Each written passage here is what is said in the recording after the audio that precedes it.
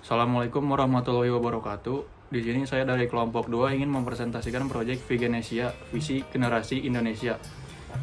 Anggota kelompok saya terdiri dari saya, Abdul Malik Ramadan, lalu ada Muhammad Hanifatur Rahman, Muhammad Alfat Hidayat, Aldi Ardianto, dan Muhammad Ridho. Di sini kita langsung masuk ke Visual Studio Code, dan di sini kita masuk ke folder lib.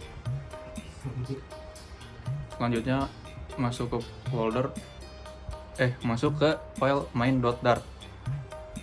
Di sini adalah kode utama dari project Veganesia. Dan untuk menjalankannya adalah klik di bagian debug di atas. Setelah itu akan muncul tampilan projectnya. Nah, untuk dependencies di sini kita menggunakan beberapa tambahan. Dan untuk main.dart di sini pertama import login.dart, dan agar saat dibuka pertama kali di sini kami menambahkan home const login agar saat pertama dibuka langsung mengarah ke halaman login.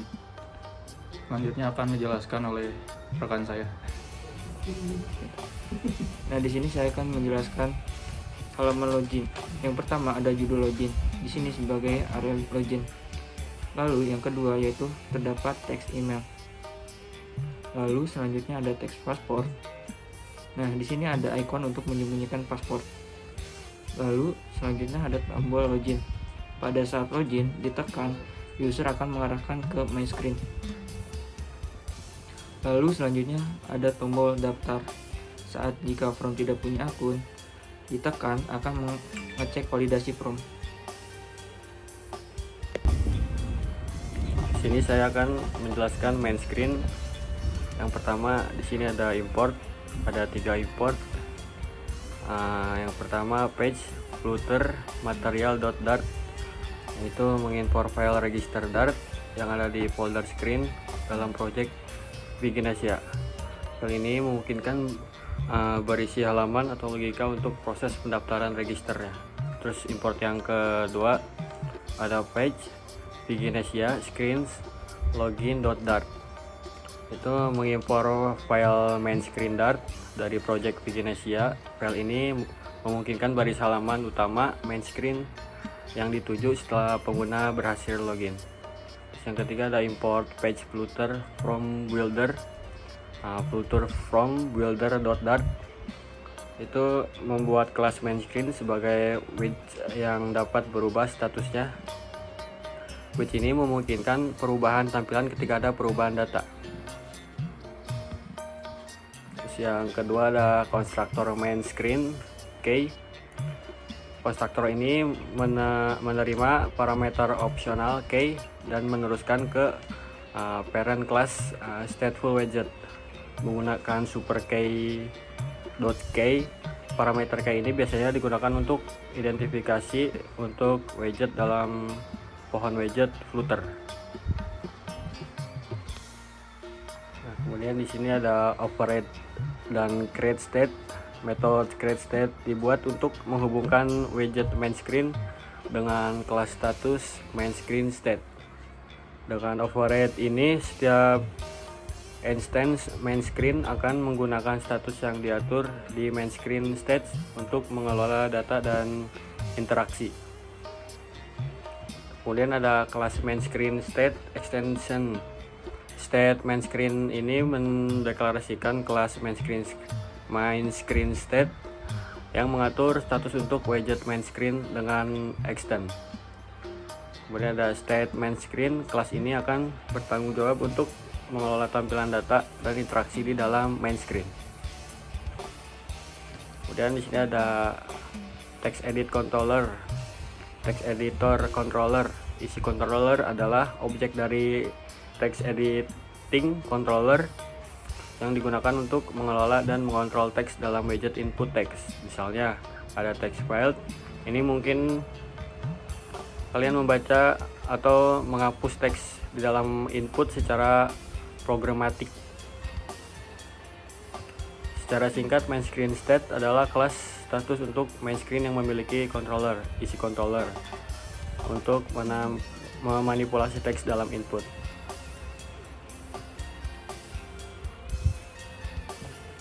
Kemudian di sini ada tujuan mengaktifkan komponen Scholar Wheeler.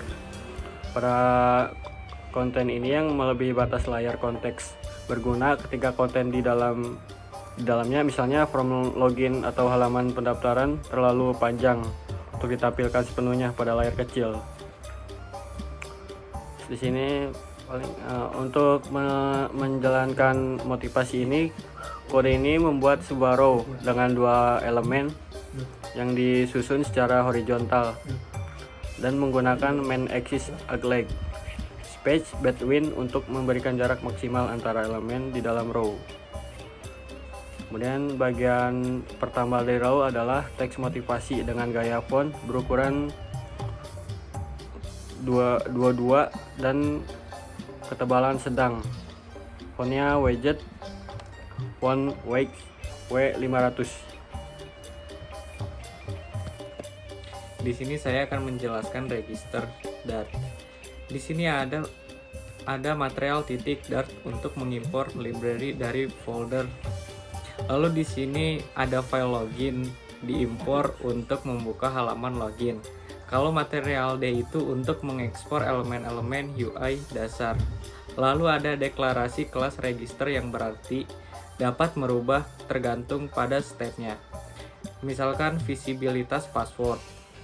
Ini mewakili halaman pendaftaran akun. Lalu di sini ada fungsi bell. Fungsi bell ini digunakan untuk membangun dan menampilkan UI halaman register. Di dalam terdapat elemen-elemen UI untuk tampilan form pendaftaran. Lalu di sini ada bar yang artinya register di bagian atas. Lalu ada juga teks judul dan kolom import. Di sini ada teks yang menampilkan register your run sebagai judul halaman dengan ukuran font 24 dan font tebal. Lalu di sini ada input nama. Di sini pengguna bisa menginput nama dengan label nama dan petunjuk enter your name. Lalu ada input profesi. Input ini berguna untuk menginput profesi pengguna dengan label profesi dan petunjuk enter your name. Dan selanjutnya akan dijelaskan oleh rekan saya. Di sini saya akan melanjutkan script dari folder register. Nah, di sini ada text form field untuk menginput email pengguna dengan label sebagai petunjuk. Lalu di sini juga ada text form field untuk menginput password dengan obscure text yang diatur agar password dapat disembunyikan ataupun ditampilkan. Lalu ada juga size box. Nah, tombol ini mengarahkan pengguna ke halaman login jika sudah memiliki akun. Lalu di sini juga ada first alignment, dapat menggantikan halaman saat ini yang kita gunakan dengan halaman login sehingga pengguna tidak bisa kembali ke halaman register. Yang terakhir di sini ada tombol daftar yang ada di latar belakang biru ini. Nah, tombol ini saat ditekan akan memeriksa apakah form valid dengan data. Nah, jika valid maka proses akan dijalankan. Jika tidak valid maka proses tidak akan dijalankan. Lalu di sini juga ada tombol daftar yang akan memproses pendaftaran setelah validasi selesai. Sekian, terima kasih. Mohon maaf bila ada kekurangan dari kelompok kami. Wassalamualaikum warahmatullahi wabarakatuh.